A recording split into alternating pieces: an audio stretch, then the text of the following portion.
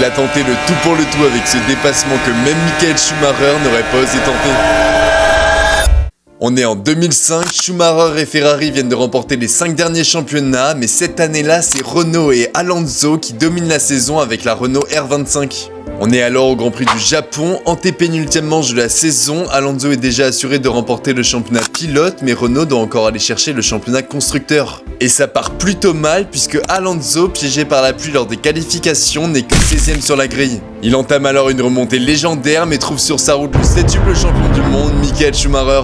Et alors qu'il est dans les échappements de la Ferrari depuis déjà quelques tours, il entrevoit enfin une opportunité de le dépasser au 20ème tour dans le virage le plus rapide du circuit, le 130R. La Ferrari et la Renault sont alors côte à côte juste avant le virage à plus de 300 km/h, l'un des deux pilotes va devoir freiner et Alonso, pourtant à l'extérieur, décide de ne pas lever son pied de la pédale d'accélération. Schumacher finit par céder, Alonso passe, finira la course 3ème et dira surtout après la course qu'il savait que Schumacher allait freiner car il a une femme et 2 enfants.